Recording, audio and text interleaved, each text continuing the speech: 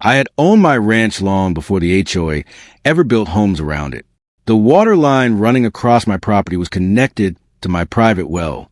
One morning, I decided to shut my own water system down for maintenance. I had no idea that simple decision was about to bring the HOA to my front gate. The valve was on my land, connected to my private water system. I turned it off exactly as I had done many times before.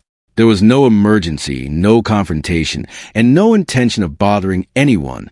As far as I knew, I was simply taking care of my own property. What I didn't realize was that some of the newer houses nearby were also connected to that line. The HOA had apparently been using part of my private water infrastructure, but nobody had ever asked me for permission to use it, and nobody had ever shown me a document proving they had the right to it. Within minutes, Linda Whitmore noticed that the water had stopped. She wasn't concerned about why it happened. She was furious that someone had interrupted the water to her house. And instead of checking property records, she decided to blame me. Linda stormed across the property line and demanded that I turn the water back on. I calmly explained that the valve belonged to my private system. I told her I was performing routine maintenance on my own land. That answer only made her even more angry. She told me the HOA had authority over every utility serving the neighborhood. I asked her to show me the agreement giving them control of my private water line. She had no document with her. Instead, she threatened to call the police. Linda pulled out her phone and called 911. She claimed I had intentionally cut off the neighborhood's water. What she didn't mention was that the valve was located on my property. And she certainly didn't mention that the system was mine. A few minutes later, I saw a sheriff's vehicle coming down the road. Linda stood behind her fence looking like she had already won. I didn't argue or make any sudden moves. I simply waited for the deputy to hear both sides of the story. The deputy asked me what had happened. I explained that I had shut down my own water equipment for maintenance. Then I showed him exactly where the valve was located. Instead of getting angry, he asked Linda a very different question. Do you have proof this belongs to the HOA? I handed the deputy my property survey and utility records. They clearly showed the water equipment was inside my property boundary. Linda's expression changed when she realized the deputy was reading the documents carefully. Then the deputy told her that before anyone could accuse me of crime, they needed to establish who legally owned that system. The deputy walked over to inspect the valve himself. He checked the pipes, the equipment, and the location against my property boundary. Linda kept insisting that the HOA controlled everything connected to the neighborhood, but the physical evidence was starting to tell a different story. I showed him the original property marker just a few feet from the valve. The equipment was clearly inside my boundary.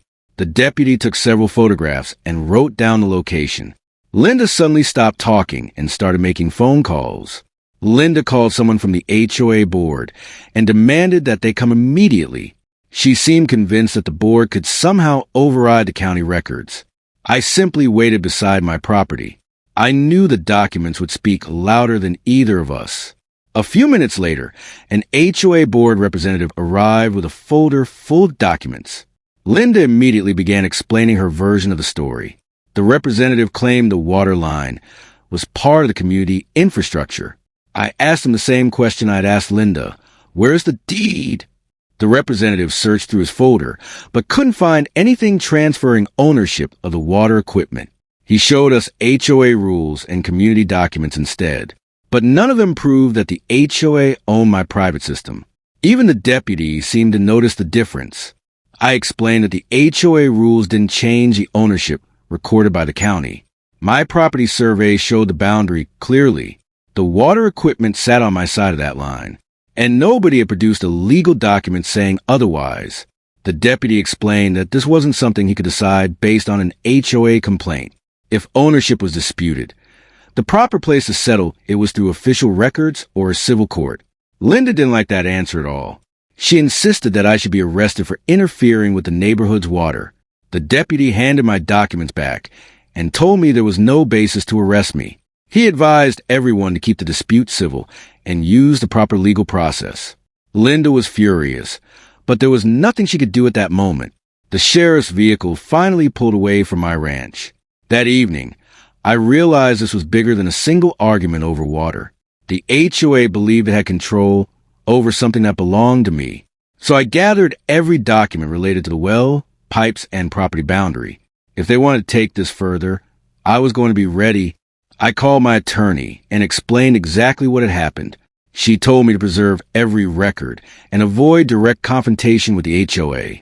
Then she asked me to send her copies of the property and utility documents.